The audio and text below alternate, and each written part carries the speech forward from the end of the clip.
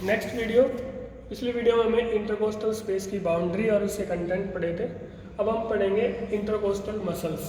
Intercostal muscles मैंने तुम्हें बताई 3 होती हैं, external intercostal muscles, internal intercostal muscle और इनर मोस्ट इंटरकोस्टल मसल। जो इनर मोस्ट है उसके 3 पार्ट होते हैं, एक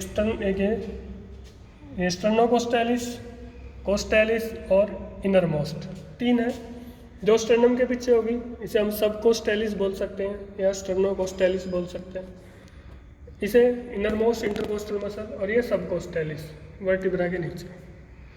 अगर हम बाहर से अंदर की तरफ जाएं तो सबसे पहले स्किन होगी, उसके बाद सुपरफिशियल फेशिया, फिर होगा एक्सटर्नल इंटरकोस्टल मसल्स, फिर इंटरनल इंटरकोस्टल मसल्स, फिर न्यूरोमस्कुलर बंडल होगा, यानी कि ये नर्व है, आर्टरी होगी, वेन होगी।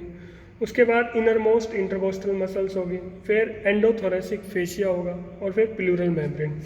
जो ये ग्रीन कलर में दिखा है दिस इज प्लूरल मेम्ब्रेन, ये प्लूरल मेम्ब्रेन है। उसके बाद ये इंट्राथोरेसिक फेशिया है, फिर इनर मोस्ट इंटरकोस्टल मसल्स है, फिर न्यूरोमस्कुलर बंडल है, उसके बाद इंटरनल इंटरकोस्टल मसल्स और ये एक्सटर्नल इंटरकोस्टल मसल्स है। तो ओरिजिन बात करते हैं सबसे पहले एक्सटर्नल इंटरकोस्टल मसल्स की। एक्सटर्नल इंटरकोस्टल मसल्स ये अराइज, इसके 2 पार्ट होते हैं, एक फ्लैसी पार्ट और एक टेंडेनियस पार्ट। जो पोस्टीरियर से लेके, ये देखो, from vertebra to the costochondral junction it is fleshy, costochondral junction तक ये फ्लैसी है। उसके बाद ये मेम्ब्रेन में चेंज होती है, लिगामेंट में, जो उसे हम बोलते हैं एंटीरियर इंटरकोस्टल मेम्ब्रेन। कोस्टोकोंड्रल जंक्शन से लेके स्टर्नम तक इट अराइज, फाइबर्स कहाँ से अराइज होंगे? फाइबर्स अराइज होंगे lower border of upper ribs, insert होंगे upper border of lower ribs, यानी कि इस बॉर्डर से अराइज होंगे फाइबर और इस बॉर्डर पे अटैच हो जाएंगे। फाइबर की डायरेक्शन क्या होगी? Downward and forward. ऐसे ऐसे जैसे जेब के अंदर हम हाथ डाल रहे हैं, फाइबर्स की डायरेक्शन ऐसे होगी, डाउनवर्ड एंड फॉरवर्ड। तो डाउनवर्ड होंगे और फॉरवर्ड होंगे, ऐसे होंगे। ओरिजिन कहाँ से हुआ? इसके 2 पार्ट हैं, फ्लैसी और मेम्ब्रेनस। पोस्टीरियर पार्ट इसका फ्लैसी है और इंट्राकोंड्रल पार्ट इसका मेम्ब्रेनस है। ओरिजिन कहाँ? इसका lower border of upper ribs, insert कहाँ करती है? अपर बॉर्डर ऑफ लोअर रिब्स। अब हम बात करते हैं इंटरनल इंटरकोस्टल मसल्स की।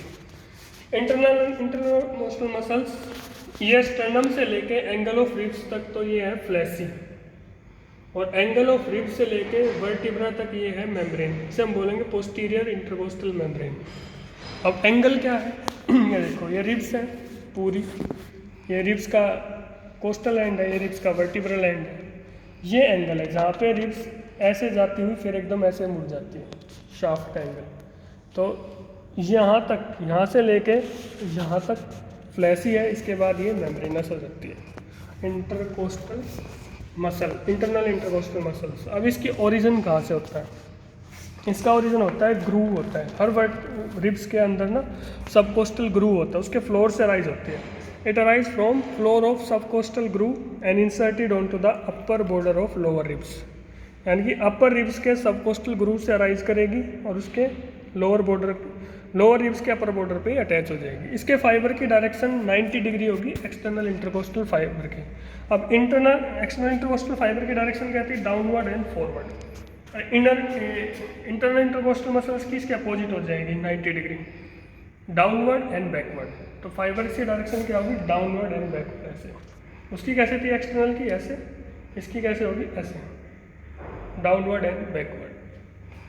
अब हम बात करते हैं इनर मोस्ट इंटरकोस्टल मसल्स की। तो इनर मोस्ट इंटरकोस्टल मसल्स, इसका कहाँ से ओरिजिन होगा? इसका ओरिजिन होगा जो सबकोस्टल ग्रूव है रिब्स के अंदर, सबकोस्टल ग्रूव उसके अपर लिप से अराइज करेगी। It arise from upper lip of subcostal groove of upper rib and inserted on to the upper border of lower ribs. तीनों की तीनों मसल्स, एक्सटर्नल, इंटरनल और innermost, they inserted on to the upper border of lower ribs. पर origin क्या है? External का lower border of upper ribs, internal का floor of costal groove और इनर मोस्ट का लिप ऑफ कोस्टल ग्रूव। तीनों muscles समझ में आ गई। एक्सटर्नल इंटरकोस्टल मसल्स जो वर्टिब्रा से लेके कोस्टोकॉन्ड्रल जंक्शन तक फ्लैसी है।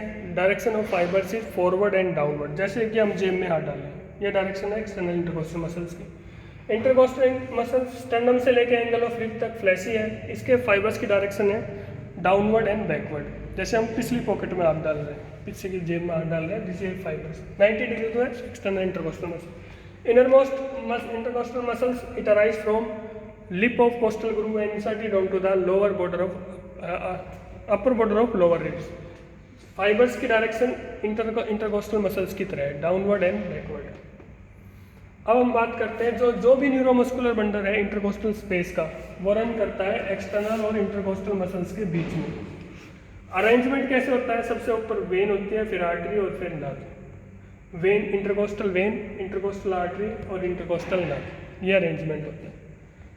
अब इनके एक्शंस क्या होगा, नर्व सप्लाई क्या है, they are supplied by typical thoracic nerve from 3rd to 6th। All intercostal muscles are supplied by typical thoracic nerve from 3 to 6।